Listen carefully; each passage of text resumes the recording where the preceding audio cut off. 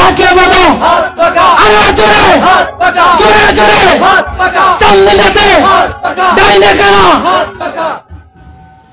আসসালামু আলাইকুম ওয়া রাহমাতুল্লাহি ওয়া বারাকাতুহু নাহমাদুহু ওয়া নুসাল্লি আলা রাসূলিল কারীম আম্মা বাদ।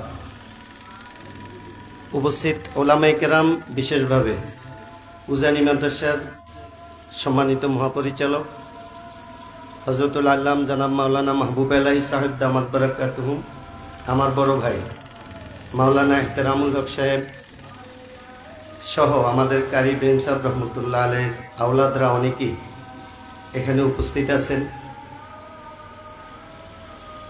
যেটা ভাবতেও অবাক লাগে যে আমাদের এমন একটা ফ্যামিলিতে আমরা আছি, যেই ফ্যামিলির মানুষ দীর্ঘ 54 বছরে মাত্র হাফিজি হুজুর রহমতুল্লাহ আলাইহি ইলেকশন করার সময় 3 জনে ভোট দিছিল, ভোট গেছে শুধু 3 জনে। এরপরে এই 54 বছরের মধ্যে আসলে আমাদের এই ফ্যামিলিতে কোনো রাজনীতির কোনো কার্যক্রম হয় নাই। আমি আজকে স্পষ্ট করি, আজকেও যে আমি এখানে আপনাদের সামনে হয়তোবা আমি একজন প্রার্থী হিসাবে আসছি, এটা সম্পূর্ণ নিজের ব্যক্তিগত উদ্যোগে, আমার ফ্যামিলির কাহারও কথায় বা কিছুতে না। অর্থাৎ আমার কোনো ভুলের কারণে, আমার কোনো অন্যায়ের কারণে, আমার কোনো কাজ যেটা দ্বারাতে হয়তো উজানির মান ক্ষুণ্ণ হবে, এটা উজানির উপরে দিবেন না, এটা সম্পূর্ণ আমার উপরে দিবেন। কারণ আমি চাই না আমার কারণে উজানির কারো একটু সম্মান হানি হোক। যাই হোক, আমি আজকে এখানে আপনারা উপস্থিত হয়েছেন, এটা এমন একটা গ্রাম আপনারা জানেন না, অনেকে দূর থেকে আসছেন। আমাদের গ্রামটা একবারে গরিব একটা গ্রাম ছিল, কিন্তু এই গ্রামে কারি ইব্রাহিম সাহেব রহমতুল্লাহ আলাইহি বড় 2 জন সন্তান থাকতেন, মাওলানা ইসমাইল রহমতুল্লাহ আলাইহি, শামসুল হক সাহেব রহমতুল্লাহ আলাইহি। এই 2 জনের উপস্থিতির বরকতে, বিশেষভাবে আমার চাচা মোবারক করিম সাহেব রহমতুল্লাহ আলাইহির দোয়ায় আমি এই গ্রামে মাঝে মধ্যে ঢুকলে আমি বলি, আমাদের গ্রাম নাকি সিঙ্গাপুর হয়ে গেল নাকি। আল্লাহর রহমতে আমাদের ঘরবাড়ির চেয়ে আমাদের এই যে গ্রামটা, আমরা গরিব গ্রাম, এই গ্রামের মানুষের ঘরবাড়ি এত সুন্দর। আল্লাহ তাদেরকে আরো সুন্দর করুক, ভালো করুক। যাই হোক, যেখানে দাঁড়ায় আছি এটা একটা পুষ্কুনি ছিল। এই পুষ্কুনির পারে 2 জন মানুষের বাড়ি ছিল, যে মুরব্বীরা আজকে নাই। একজন হইলেন জয়নাল আবদিন সাহেব, আরেকজন হইলেন বসির উদ্দিন সাহেব। একজন রে যোদ্ধা কইতো, আরেকজন রে বসু কইতো। আমি ওনাদের রোহের মাগফিরাত কামনা করি। ওনারা আজকে দুনিয়াতে নাই, থাকলে হয়তো আপনাদের সাথে এখানে বসতেন। বসু সাহেবের 2 জন ছেলেও আজকে থাকলে তারা এখানে থাকতেন। তাদেরকে সংক্ষেপে রবু এবং সবু বলা হইত। তারাও নেই, তারাও আল্লাহর প্রিয় হয়ে গেছে। আল্লাহ তাদের কবরকে জান্নাতের বাগান বানিয়ে দিই। এই গ্রামের বহু মুরব্বীরা, একটু আগে যিনি মানবাধিকারের প্রতিনিধি বক্তব্য রাখছেন আবুল খায়ের সাহেব, ওনার আব্বা আমাদের মুরব্বী ছিলেন, ওনাকে আম্বির বাপ বলা হতো। উনিও দুনিয়া থেকে বিদায় নিছেন। এই গ্রামে অনেক প্রসিদ্ধ ব্যক্তিরা দুনিয়া থেকে বিদায় নিছেন, যারা হয়তো থাকলে আজকে এখানে উপস্থিত হইতেন। যতজনই দুনিয়া থেকে বিদায় নিছেন এই গ্রামের, আমি সবাই আত্মার মাগফিরাত কামনা করি। বিশেষভাবে আমি 2 জন মহিলার নামও বলি, যিনারা এই গ্রামে প্রসিদ্ধ ছিলেন, এখন দুনিয়াতে নাই। একজন হলো সারু, উনি পাগল ছিলেন। ওনার নাতি পুতিরা আজকে ভালো অবস্থানে আছে, উনি দুনিয়াতে নেন। আরেকজন ছিল কালী। এই 2 জন মহিলার নাম আমার বলার কারণ হইল, অনেকে ভাবতে পারেন যে উনি তো এলাকাতে তো ঠিকমতো দেখি না, উনি কি এলাকার খবর রাখে কিনা। আমি আপনাদেরকে বুঝাইতে চাই, এই গ্রামের প্রত্যেকটা মানুষের খবর আমার কাছে আছে। আপনারা জানেন এই গ্রামের একটা ছেলে দুবাই থাকে। আমি আমার ওয়াইফ কয়েকদিন আগে দুবাই গেছিলাম। পরে আমি আমার ওয়াইফকে বললাম, আমগো বাড়িতে যে একটু কাজ করতো, এতই দেশে থাকে শারজায় একটা মরুভূমি এলাকায়, মনে চায় তার একটু দেখে আসি। তার নাম হলো তানজিল। আমরা একটা গাড়ি নিলাম, সেই মরুভূমিতে যাইয়া তানজিলের সাথে আমি দেখা করে আসছি। দেশ বিদেশে যেখানেই যাই, যদি পাঁচপুকুরিয়ার মানুষ বা চান্দিনার মানুষের কথা শুনি, খোদার কসম করে বলি, একটু আগে আমার বড় ভাই, আমার ভাতিজা এরা বলে গেছে যে আমার টাকারও নাকি অভাব নেই। না, টাকার অভাব নাই এরকম কারো কোনো কথা না। টাকা কিছু আমার আছে, বাকি আমি আমার জীবনে এই টাকাটা কোনোদিন জমানোর চেষ্টা করি না, যার কারণে মানুষ আমার অনেক টাকা মনে করে। আমার কাছে যা টাকা আছে আমি মানুষের কাছেই বিলি করি, যার কারণে অনেকে মনে করে ওনার কাছে অনেক টাকা। অনেক টাকা তো হবে না। 1 লাখ টাকা যদি আমি 10 জনকে দেই, তাহলে তো 10 জন পাইলো, সে বললো আরে ওনার অনেক টাকা।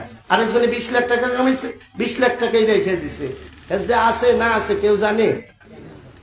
তা আমারটা প্রকাশ হয় মূলত এইভাবে। যাই হোক, গ্রামের মানুষ, পাঁচপুকুরিয়ার মানুষ ভালো থাকুক, চান্দিনার মানুষ ভালো থাকুক, এটা আমি চাই।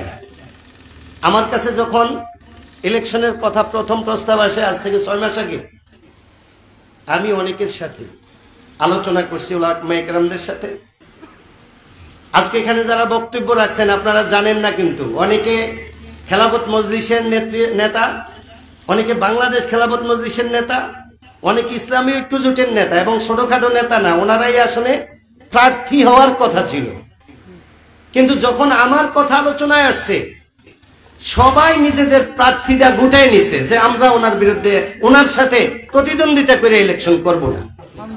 সারা বাংলাদেশ কি হবে জানি না, চান্দিনাতে ইসলামী মার্কা একটাই হবে। একটা কথা শুধু এখনো বাকি আছে, জামাত ইসলামের একজন ভাই মোশাররফ সাহেব, উনি প্রচারণায় আছেন, থাকুক। ওনারা অনেক বড় দল, ওনাদের অনেক লোক আছে, ওনারা কি আমরাই করুক না। উপর থেকে যদি এক হইয়া আসে, আমি এখনো বলি, আজকেও আপনাদেরকে বলি, অনেকে মনে করেন যে আমারে মনে হয় প্রার্থী করে বলাইছে, আমি একবারে উচ্চা করে লাগছে, এরকম না। আমি আজকেও বলি, যদি কেন্দ্র থেকে ইসলামী দলগুলো একত্রিত হইয়া অন্য কাউরে প্রার্থী করার জন্য বলে এবং যোগ্য মনে করে, আমি আজকে এখানে বলে যাইতেছি, এখানে আপনারা বহু উলামা ইকরাম, সব মাদ্রাসার মুহতামিম, মসজিদের ইমাম সাহেব, শাইখুল হাদিসরা উপস্থিত, আপনাদের সামনে ওয়াদা করতেছি, ইনশাআল্লাহ কেউ যদি প্রার্থী হয়ে আসে, আমি ওনার কাজ করব ইনশাআল্লাহ। এবার আসেন, উজানি মাদ্রাসার মহাপরিচালক উনি একটা কথা বলছেন যে জয়টা আসলে জয় পরাজয়, প্রচলিত জয় পরাজয় হিসাব করেন না, এটা সত্য কথা। হযরত হাফিজ হুজুর রহমতুল্লাহ আলাইহি, আপনারা কি মনে করেন নির্বাচনে ফেল করছে? আমার একজনে বলছিল, হুজুর আমি তো জান্নাতে যাব। আমি বললাম আপনি কেমনে জান্নাতে যাবেন, নিশ্চিত হইলেন কেমনে? জিব্রাইল তো আওয়া বন্ধ হয়ে গেছে বহুত আগে। কয় হুজুর আসলে কি, আমি বটগাছ মার্কায় একটা ভোট দিছিলাম, হাফিজ হুজুর কি জান্নাতে যাইব না? আমি কি যাইব? হুজুর আমি হেডা দইরা বয়ে রইছি, হাফিজি হুজুর যদি যায় আমি যাব। তাইলে হাফিজি হুজুরকে, যারা হাফিজি হুজুর নিজে নির্বাচন করে জয়ী হইছেন, যারা ভোট দিছে তারাও জয়ী হইছে। দুনিয়াতে প্রকাশ না করতে পারলেও জান্নাতে একটা বাছাই হবে।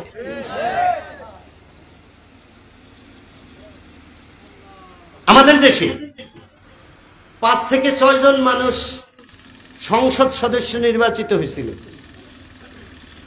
মুফতি আমিনী সাহেব রহমতুল্লাহ আলাইহি, মুফতি ওয়াক্কাস সাহেব রহমতুল্লাহ আলাইহি, মুফতি শহীদুল ইসলাম সাহেব রহমতুল্লাহ আলাইহি, শাহিনুর, মাওলানা শাহিনুর পাশা রহমতুল্লাহ আলাইহি, না উনি দামাত বারাকাতে, উনি এখনো আছেন সিলেটে। আরো একজন ছিলেন সাখাওয়াত সাহেব, উনি ইন্তেকাল করছেন। যাই হোক, ওনারা কিন্তু কেহ কারি ইব্রাহিম সাহেব রহমতুল্লাহ আলাইহির বংশের ছিলেন না, ওনারা সাধারণ একটা ফ্যামিলির লোক ছিলেন। মুফতি ওয়াক্কাস সাহেব নিজে আমারে বলছে, এতেশাম আমি যখন নির্বাচনে নামছি আমার পকেটে 135 টাকা ছিল। মানুষ আমারে ধরলো, আমি দেওবন্দ থেকে আসলাম, মানুষ আমারে বললো তুমি নির্বাচন করতে হইব। উনি বললো আরে ভাই নির্বাচন করতে তো বহু টাকা পয়সা লাগে, আমি করতে পাবো। বাংলাদেশে একটা স্লোগান আছে জানেন, নিজের খাইয়া। এই নিজের খাইয়া স্লোগানটা কিন্তু মুফতি ওয়াক্কাস সাহেবের ভোটারদের, ওনার ভোটাররা মিছিল দিছিল যে নিজের খাইয়া, পরে ওনার মার্কার কথা বলছে। আমার কথা হইল এলাকার লোকেরা চাইছে, কষ্ট করতে হয়েছে, এইভাবে ওনারা নির্বাচিত হয়েছেন। 54 বছর স্বাধীনের পর আমাদের চান্দিনাটা অনেক সুন্দর। আমাদের এমপি সাহেবরা, আমি ওনাদেরকে খারাপ বলবো না, যথেষ্ট পরিমাণ কাজ করছেন। ওনাদের এই কাজের কারণে বাংলাদেশে একজন হুজুর বাইর হইছে, ওনার নাম হলো বোল্ডোজার হুজুর। কি ব্যাপার হুজুর, আপনি বোল্ডোজার কা? উন্নত হইতে হইতে এক রাস্তা তো ফুসকুনি সারা নাই, আমি এর লাগে বেকুল হইয়া ওয়াজও যাই, ওই রাস্তা বরাট কইরা পরে মাহফিলও যাই, এর লাগে আমারে বোল্ডোজার হুজুর কয়। 54 বছরে মাদায়া থেকে আমাদের কয়লেন পর্যন্ত রাস্তাটা 54 বছরে একবারও পুরা ভালো আছে এরকম পাই না। আমরা হয়েছি পীর সাহেব হুজুরের বাড়ির, আমগো বাড়িতে আসে না চান্দিনার এরকম কোন এমপি নেই, এক একজন কয়েকবার ফিরে আইছে। পীর সাহেব হুজুরের বাড়ির রাস্তাটা আপনারা যে আজকে আইছেন, এটার কি অবস্থা? হ্যাঁ, অথচ পাও ধইরা সালাম করে, হাতও ধইরা সালাম করে, সুমাইয়া যায়। তো রাস্তাটা আরে এটা কোন লাগেনি হুজুর, এই চান্দিনা যাইতে যাইতে, মানে যাইতে যাইতে তো আর কি আইনি। 54 বছরে বাংলাদেশে সর্বপ্রথম মুক্তিযোদ্ধা বিষয়ক মন্ত্রণালয় করা হইল। মুক্তিযোদ্ধা বিষয়ক মন্ত্রণালয়ে সর্বপ্রথম মন্ত্রী যিনি হলেন, উনি আমাদের চান্দিনা। 1 মাসের মধ্যে উনি 4000 কোটি টাকায় মুক্তিযোদ্ধা মন্ত্রণালয়ের চুরি ধরা পড়ার কারণে উনাকে মুক্তিযোদ্ধা মন্ত্রণালয় থেকে বাতিল করা হয়েছে। আমি শুনতেছি ওই প্রার্থী এখনো মাঠে আছে, উনি নাকি বলে যে আমার বিরুদ্ধে, সাংবাদিকরা জিজ্ঞাসা করছে আপনার নির্বাচনের অবস্থা কি, আমার বিরুদ্ধে চান্দিনাতে কেউ ইলেকশন করবে এরকম প্রতিদ্বন্দ্বী আমি দেখি না। কারণ ওই যে 54 বছর আগের দা ধরে রয়েছে, যে এখনো যে দিকে যামু সেদিকে কেবল মানছে আম করে, বুঝাইছিনি?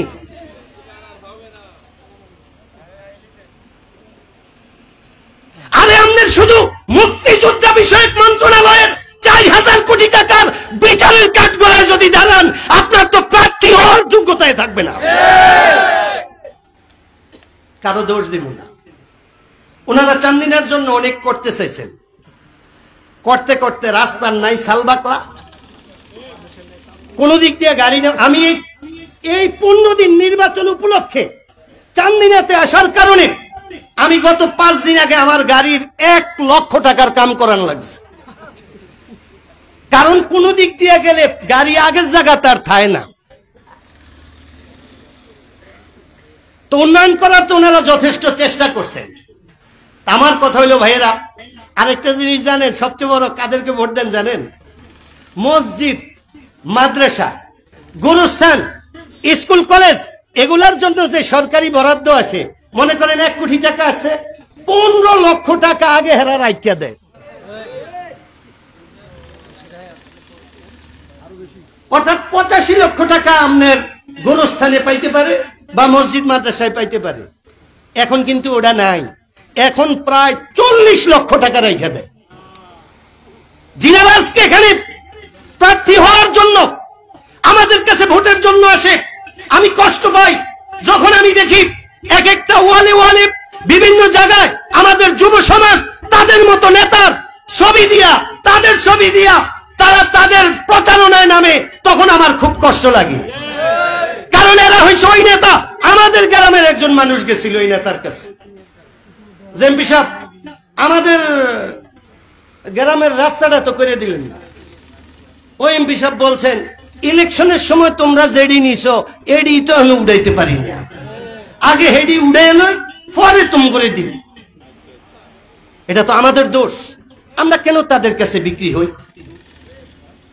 আচ্ছা, এবার আসেন তারা এমপি হইল কিভাবে। আমি পুরা চান্দিনার ডাটা নিছি, ভোটের অবস্থা জানছি। চান্দিনাতে 2,85,000 ভোট মাত্র, খুব বেশি ভোট না। এখন 3 লক্ষ ভোট হইতে পারে ইদানিং যদি কিছু ভোটার বাড়ায়। 3 লক্ষ ভোটের মধ্যে মইসাইলের দক্ষিণে যাদেরকে তারা নোয়াখাইয়া বলে, কেন্দ্র দখল দিয়া পাশ করে, আবার আমাদেরকে বলে আমরা নাকি নোয়াখাইয়া। মইসাইলের দক্ষিণে যেখানে আজ পর্যন্ত কেউ এমপি পদে ইলেকশন তো দূরের কথা নাম নেওয়ার সাহস পায় না, শুধু তাদের আতঙ্কের কারণে। আমাদের মইসাইলের দক্ষিণে যোগ্য ব্যক্তি নাই এটা আমি বলবো না, বিএনপিতেও আছে, আওয়ামী লীগেও আছে, অনিসলামী রাজনৈতিক দলেরই আমাদের প্রার্থী আছে নির্বাচন করার মতো, কিন্তু তাদের সন্ত্রাসী কর্মকাণ্ডের কারণে আমাদের দক্ষিণের লোকেরা একটা প্রার্থী দিতে পর্যন্ত ভয় পায়। অথচ 1,75,000 ভোট আমাদের নোয়াখাইয়া, অর্থাৎ মইসাইলের দক্ষিণে 1,75,000 ভোট।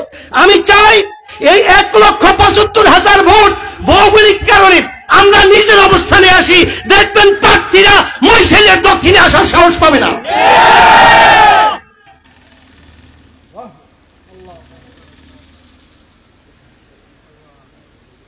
এবার আসেন,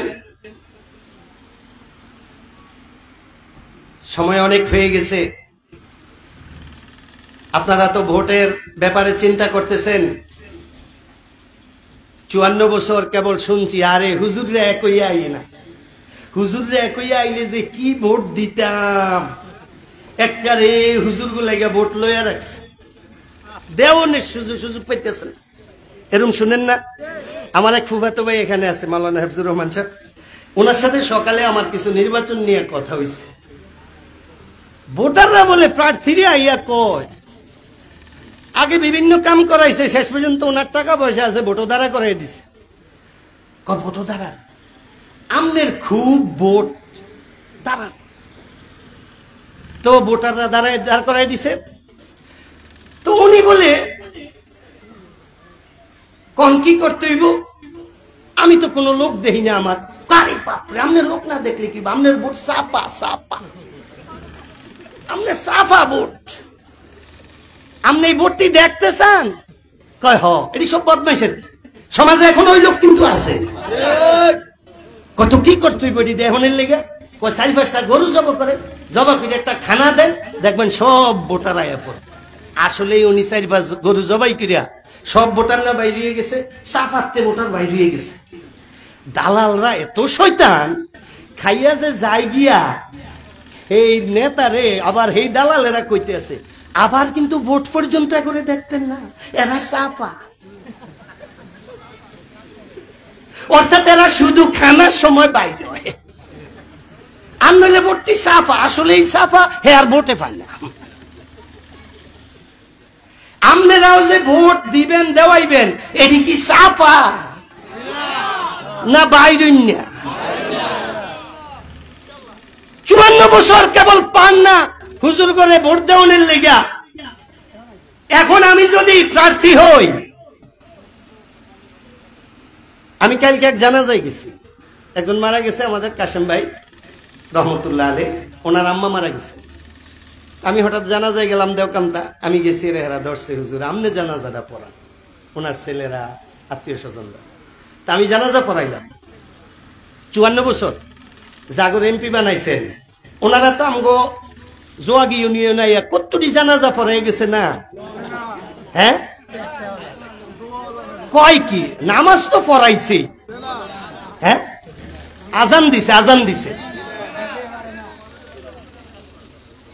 তো যেই নেতা আমার আপনার মা বাপের জানাজা পড়াইতে পারে না, যেই নেতারে দিয়া মসজিদ ইমামতি চলে না, যেই নেতারে দিয়া মসজিদে মুয়াজ্জিনি চলে না, যেই নেতারে দিয়া ইসলামের কোনো কাজ হয় না, যেই নেতারে দিয়া যেখানে যা রাখেন সেখানে চুরির অভিযোগ, এরপরে আবার ওই নেতাদেরকে যদি আমরা সাপোর্ট করি, আমরা মুসলমান, এটা কইল কি? এটা সহজ একটা কথা, আপনারা বুঝেন, কেউ রাগ হইেন না, বিড়ি খাওয়েন না। একজনে আমার রোজাত ফোন দিছে, মুফতি সাহেব এই বিড়ি খাইয়া মসজিদে ঢুকুন যাইব নি? ইয়া কেরোসিন তেল লইয়া সেরাক লইয়া মসজিদে ঢুকুন যাইব নি? আমি কি লেগে ভাই? কেরোসিন তেল না গন্ধ? তা আমি জানি হ্যাঁ বিড়ি খায়।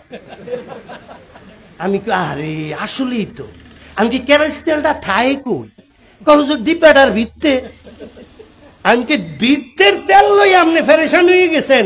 আপনি যে বিড়ি খান, এই গন্ধটা তো মুখের মধ্যে থাকে, সারাক্ষণ মানুষে বিরক্ত হয়, এটা লয়ে মসজিদে ঢুকুন যাইব না যাইব, এটা জিজ্ঞাসেন নি?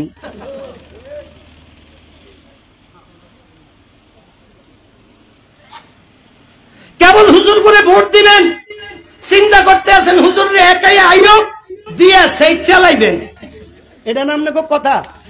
এখন তো চান্দিনা এক হয়ে গেছে, চান্দিনাতে ইসলামের মার্কা একটাই থাকবো ইনশাআল্লাহ। চান্দিনাতে ইসলামের মার্কা একটাই থাকবো। তাইলে আপনাকে ভূমিকা কি হইব? আমি যদি জুয়াটপুরা ইউনিয়ন থেকে 100 ভোট আমার বিরুদ্ধে কেউ দেয়, তাইলে আমি মনে করবো আমি ব্যর্থ। তাইলে আমি মনে করবো আমার দেশের মানুষ যে শ্রেষ্ঠ বইয়া আসিল শেষে না। যদি 100 ভোটে দিক সেদিক হয়, কারণ এতদিন দিতে পারেন না, আমরা এক হইতে পারি না, এখন আমরা এক হইয়া আইলাম, এখন আমাদের ভোট কই? অর্থাৎ বোঝা গেল মুনাফিক সবসময় মুনাফিক কোনোদিন ইসলামের সাপোর্ট করবে না।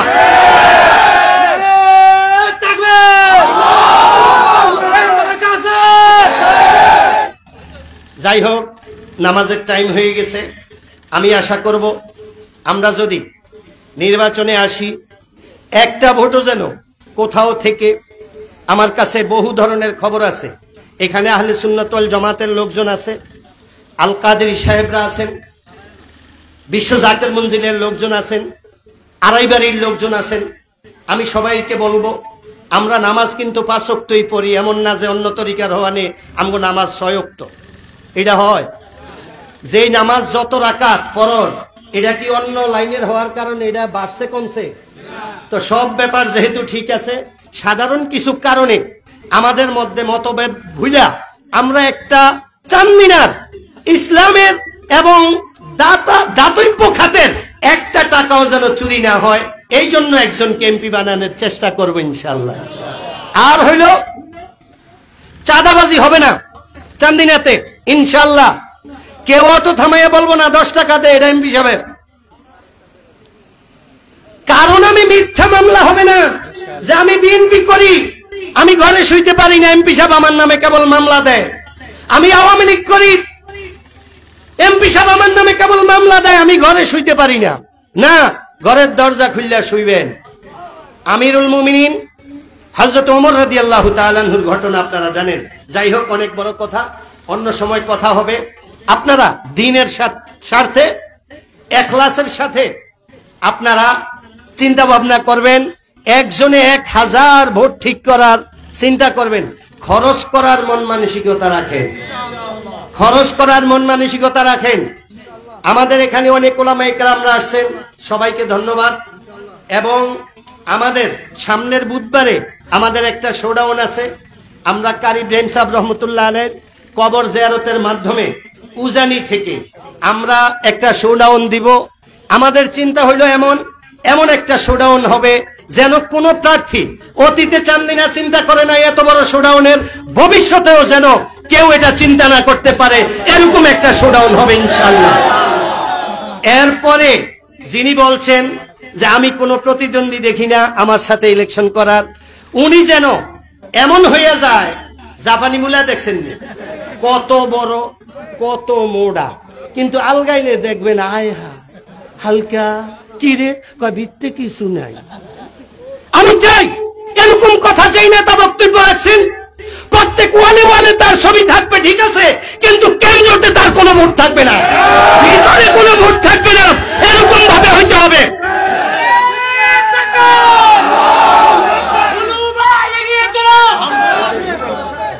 যাই হোক, এবার হলো আপনারা এত কষ্ট করে আসছেন, আপনাদের জন্য আমি একটু মেহমানদারির ব্যবস্থা করছি আমাদের পীর সাহেব হুজুরদের বাড়িতে এই পাঁচপুকুরিয়াতে। আপনাদের দাওয়াত, ইনশাল্লাহ ওখানে যাবেন। যারা মেহমান আপনারা জানেন, আমি আপনাদেরকে দাওয়াত দিছি, আপনারা ওখানে অংশগ্রহণ করবেন। 11 তারিখে আমাদের শোডাউনে থাকবেন। আমি আবারও বলি, সময়টা সকাল 9টা, সামনের বুধবারে সকাল 9টা, সকাল 8টায় দিচ্ছেন, উপস্থিতি সকাল 8টায়। ঠিক আছে, উপস্থিতি সকাল 8টায় উজানি মাদ্রাসার বক্তার খান মসজিদের সামনে, বখতিয়ার খাঁ জামে মসজিদের সামনে আমরা সবাই একত্রিত হব। এখান থেকে ইনশাল্লাহ